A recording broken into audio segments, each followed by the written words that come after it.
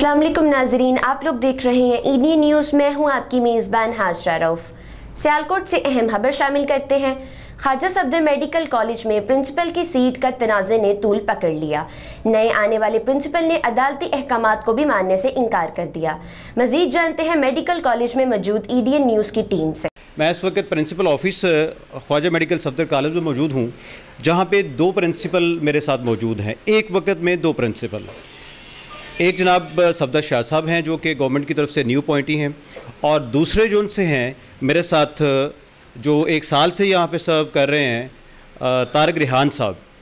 तो इस पे कोर्ट ने कुछ ऑर्डर्स भी दिया हुआ है जिसको डिटेल मैं स्टूडियो में आपके साथ शेयर करूँगा। और आज हम यहाँ पे दोनों फ्रीक यानी कि दोनों रिस्पेक्टेबल जो हमारे प्रिंसिपल हैं उनका मौक़िफ़ लेने के लिए हाज़िर हुए हैं।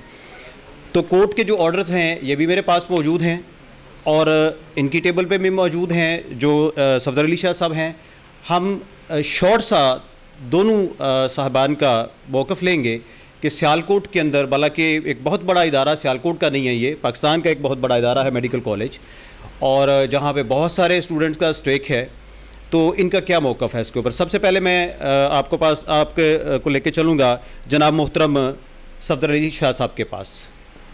अस्सलाम वालेकुम शाह साहब, कैसे हैं आप? खैरियत से हैं? आप ज़रा इस पे मौक़िफ़ दीजिएगा। कोर्ट ने जो ऑर्डर भेजे हैं, स्टे दिया है तारक रिहान साहब को कि वो प्रिंसिपल कंटिन्यू करेंगे, लेकिन गवर्नमेंट ने आपको यहाँ पे नॉमिनेट किया है, उसके ऊपर आपका क्या मौक़िफ़ है? देखिए जी, मुझे ये 22 को ऑर्डर मिले हैं, तो ये गवर्नमेंट ने बाकायदा इसको एडवर्टाइज़ किया पोस्ट को, और उसके बाद जो इंटरव्यू हुए हैं उसमें सर्च कमेटी बनी, उन्होंने जो कैंडिडेट्स के जो इंटरव्यू उसमें से सिलेक्शन हो के जो कमेटी ने किया, तो उसके मुताबिक उन्होंने मुझे जो यहाँ भेजा है। अब ये है कि गवर्नमेंट का मौक़िफ़ ये है कि हमने जो इसलिए यहाँ अपॉइंट किया है कि पिछले 2 माह से यहाँ जो एक क्राइसिस चल रहा था, क्योंकि कई जो मीडिया से कई जो मूवीज़ जो वायरल हुई हैं जहाँ कहीं चूहे अंदर आ रहे हैं, वो भी जो सारी, उसके बाद जो कोरोना के पेशेंट हैं उनको खाना नहीं मिल रहा। फिर ये तीसरी बात ये थी कि जो फील्ड हॉस्पिटल कहा गया तो वो बिल्कुल नहीं बनाया गया, और वो इंतज़ामिया के साथ कोई कोऑपरेशन नहीं। और फिर जो ज़ाहिर है जो एक जो सबसे बड़ा ब्लंडर हुआ कि जब जो एक कॉलेज की जो ऑफिसेस हैं, गवर्नमेंट की जो प्रॉपर्टी होती है, कि उसको ताले लगा के तो जो वो चाबियाँ जेब में डाल ली गई, और उसके बाद जो है वो तमाम अमले को ये कह दिया गया कि ये चाबियाँ वगैरह कोई नहीं किसी ने खोलना, और वो सब वहाँ से गायब थे। जब हम आए तो वो ऑटोमेटिकली मुझे डीसीओ साहब ने फ़ोन किया कि आप प्लीज़ मेरे पास आ जाएं, आई विल डू इट। तो फिर उन्होंने एक जो कोरोना एक्ट है और जो एमरजेंसी सिचुएशन है उसके मुताबिक उन्होंने कहा कि क्योंकि हमने आपको इसके लिए जो सारा कुछ जो आपको यहाँ जो लगाया है इस काम करने के लिए, क्योंकि हमें ऊपर से आर्डर हैं कि इसको हमने करना है। अब हमने फील्ड हॉस्पिटल भी बना लिया है, और जो सारा कोरोना के पेशेंट वहाँ आज 18 पेशेंट हम वहाँ शिफ्ट कर रहे हैं, डॉक्टर्स वहाँ ड्यूटी कर रहे हैं, उनके खाने का भी बंदोबस्त हो गया है, सारा हर इंतज़ाम जो है ना वो मुकम्मल है। इधर भी हमारे माशाल्लाह काफ़ी पेशेंट जो अल्लामा इकबाल हॉस्पिटल में दाखिल हैं वो भी काफ़ी रिकवर्ड। रात को MS साहब बता रहे थे कि 16 पेशेंट और जो हैं वो नेगेटिव हो गए हैं। ये तो वो रिपोर्ट है जो इंसानी मामलात है। हम बात कर रहे हैं आपकी सीट को लेके और कोर्ट के ऑर्डर्स को लेके, उस पर मौक़िफ़। अच्छा, इसके ये है कि जो जब ये आर्डर कल आए हैं तो इसकी कापीज़ जो हैं वो सारी गवर्नमेंट को भी पहुंच गई हैं। आपके पास भी पहुंची? जी, मुझे भी पहुंच गई है, और वो मैंने अपने डिपार्टमेंट जो हेल्थ डिपार्टमेंट को भी जो राब्ता किया, और कल मेरी उनसे बात हुई। आसिफ तुफ़ैल जो एडिशनल सेक्रेटरी हैं उनसे मैंने बात की। उन्होंने कहा कि डॉक्टर साहब आप क्योंकि एक दिन पहले चार्ज ले चुके हैं, यू विल कंटिन्यू, जो कोर्ट के आर्डर हैं वी विल लुक आफ्टर, वो हम उसका जवाब देंगे।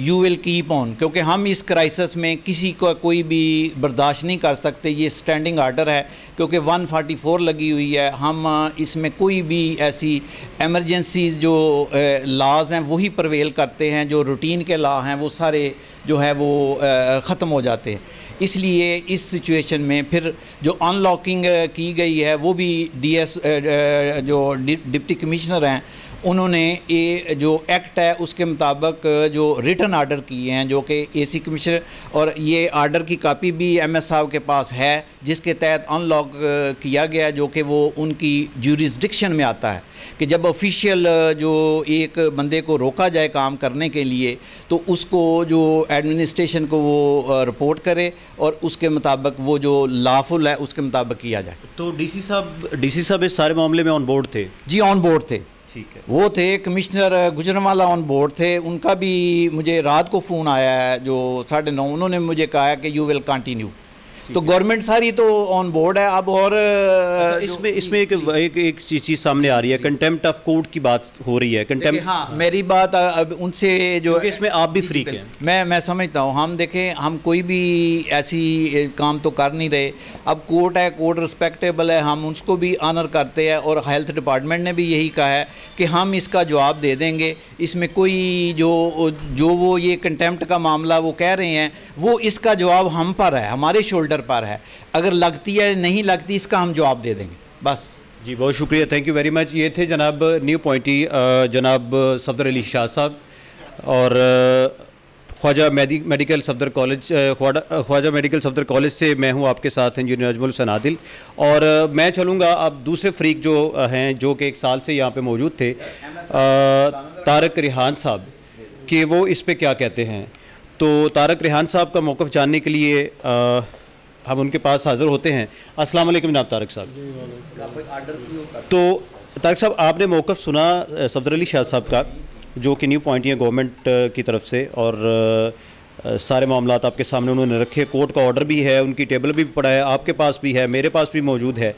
तो जो इंतज़ामी हवाले से बात कर रहे थे उसके ऊपर आपका क्या मौक़िफ़ है? इंतज़ामी जहाँ तक इस मामले का तल्लक है कि ये जो कोरोना की वजह से हुआ तो ये बिल्कुल गलत है, क्योंकि ये जो प्रोसेस शुरू किया गया है ये 20 जनवरी से शुरू किया गया हुआ है। तो 20 जनवरी को कोई कोरोना एमरजेंसी नहीं थी, ना कोई और चीज़ थी, ठीक है ना। तो हमने पहले ही उसके ख़िलाफ़ जो है जो एमरजेंसी नाफिज हुई है और सबको, आपको भी पता है, मुझे भी पता है कि वो फरवरी में या मार्च में हुई है। जी। तो जनवरी में ये प्रोसेस इंटरव्यूज़ का और एडवर्टाइजमेंट दी गई है, तो ये बिल्कुल गलत है, ठीक है। मेरा मौक़िफ़ ये था कि जब ये सीट जो है ऑलरेडी ऑक्यूपाइड है तो आपने क्यों इसकी एडवर्टाइजमेंट की है, ये नहीं हो सकती। इसके ख़िलाफ़ हम कोर्ट में गए थे। 8 फरवरी को मैंने पहली रिट की है जिसका इसमें ज़िक्र भी है, जिसके ऊपर उन्होंने कहा कि ये प्रोसेस सारा इलीगल हुआ है और ये जो है, क्योंकि ये मामला जो था मतलब कोर्ट में चल रहा था तो इस पे कोई प्रोसेस नहीं हो सकता। जब भी कोई मामला कोर्ट में चल रहा हो तो उस पर कोई प्रोसेस नहीं होता। उन्होंने किया और उन्होंने इसको इम्प्लीमेंट कर दिया और इनके ऑर्डर कर दिए। इनमें इनका कोई फॉल्ट नहीं है, यकीनन मैं मानता हूँ ये बात, लेकिन इनको बात ये समझाने मैं ये सिर्फ आया हूँ कि ये मामला जो है ये इसका इस इंतज़ामी तल्लक से कोई मसला नहीं है। मसला ये है कि ये ऑलरेडी पहले से चल रहा है, नंबर 1। नंबर 2 ये है कि इनके नोटिफिकेशन हुआ है जो कि 20 तारीख को हुआ है, 22 को है, सॉरी 22 को इनका एक नोटिफिकेशन हुआ है जिस पे हमें कोर्ट ने कल जो है वो उसको नोटिफिकेशन को उन्होंने सस्पेंड कर दिया। जब नोटिफिकेशन सस्पेंड हो जाता है तो फिर वो बंदा जो भी उसकी पोस्ट है वो ख़त्म हो जाती है। उसमें आपने ज्वाइन किया हो या ना ज्वाइन किया हो उसका इससे कोई ताल्लुक नहीं है। बस मैं ये इनको समझाने आया था कि अगर आप इस तरह इसको इलीगली इसको आप प्रोलॉन्ग करने की कोशिश करेंगे तो ये आपके लिए बहुत ज़्यादा नुकसानदेह है। बस ठीक है, थैंक यू। बिल्कुल बिल्कुल मतलब इलीगल तौर पे आप समझते हैं इस वक्त जो बैठे हुए हैं? हाँ, ही कांट, बिल्कुल इलीगल है। अच्छा, इंतज़ामी अमूर के ऊपर जो इन्होंने कुछ सवाल उठाए उसके ऊपर कोई मौक़िफ़ देना चाहिए? हाँ, वो तो लाज़मी बात है कि उसमें हम बहुत सारी चीज़ें चल रही हैं। उसमें एक बहुत ज़्यादा मसला बड़े अरसे से चल रहा है, इसके सारे लोग ये गवाह हैं कि जो डिप्टी कमिश्नर साहब थे वो ये कहते थे कि पूरे का पूरा जो हमारे हॉस्टल खाली करें, इधर कोरोना के मरीज़ों को रखना है। हमने उनको समझाने की कोशिश की कि ये जो हॉस्टल हैं या यहाँ पे जो जगह हैं, इनको अगर आप इधर कोरोना रखेंगे, कोरोना की ट्रीटमेंट ऐसे नहीं की जा सकती। कोरोना के ट्रीटमेंट के लिए ज़रूरी होता है कि आप जो है उन लोगों को आइसोलेट रखें और दूर रखें मेन। फिर वो कहते थे कि पूरा हॉस्पिटल खाली कर दें और यहाँ पे सारे कोरोना के पेशेंट डाल दें, जिस पे मेरा ये था कि मैंने उनको समझाने की कोशिश की कि ये जो है ये आपको अलग एक हॉस्पिटल बनाने चाहिए, जो कि फिर बनाए गए बाद में, लेकिन पहले दिन से वो इस बात पे आने के लिए तैयार नहीं थे। अब सोशल सिक्योरिटी हॉस्पिटल हमने रेडी किया, उसके बाद फील्ड हॉस्पिटल। लाजमी बात है, एक हॉस्पिटल में अगर आप मुझे ये बता दें आप बेड लगा दें तो क्या मरीज़ रख सकते हैं? आप मरीज़ रखने के लिए बाकी इक्विपमेंट की ज़रूरत है। आप किसी बात पे उनको राज़ी करना बड़ा मुश्किल है। एडमिनिस्ट्रेशन जो है वो भाई आपको पता है कि उनको अपना होता है कि ठीक है जी हमने जो कह दिया इसको होना चाहिए, बस उनका एटीट्यूड हमेशा से ये है। लेकिन आप समझ रहे थे कि इंसानी अमूर में जो सही है, वो हमारा ये ख्याल है कि हमने पेशेंट देखे, मैंने देखने हैं या मेरे डॉक्टर ने देखने हैं, उन्होंने तो नहीं देखने। हमें पता है कि मरीज़ की किस तरह लुक आफ्टर करनी है। ये है। Thank you. जब नो कमेंट्स फ्रॉम मी। अच्छा, आप कोई कमेंट्स देना नहीं चाहते?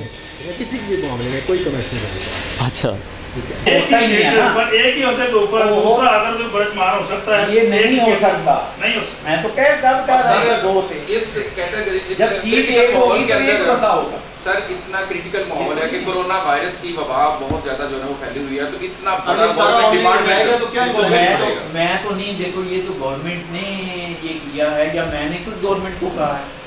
सर गवर्नमेंट के बाद गवर्नमेंट की हैसियत भी सालनी होगी और आज आप पिटिशनर हैं, आपकी भी सालनी। मैं हाजिर हूं। देखो जैसे ही गवर्नमेंट मुझे आज अगर कहती है तो आई विल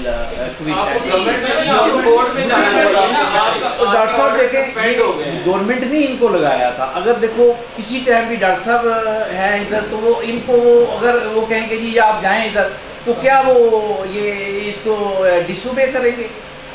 अब आप जब यहाँ आए हैं आपने चार्ज कैसे लिया है? क्या मतलब यहाँ आके आपने चार्ज लिया है?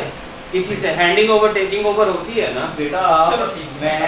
ऐसे तो नहीं होता, ताले तोड़ के तो नहीं एंट्री होती। हमने डॉक्टर का फोन मांगा हर तरफ से, फिर हमने जो ताले तोड़े गए पीछे ऑफिस के ताले तोड़े गए, आपस से ऐसे एंट्री नहीं होती, ताले प्रिंसिपल ऐसे एंटर नहीं हुआ जाता बेटा।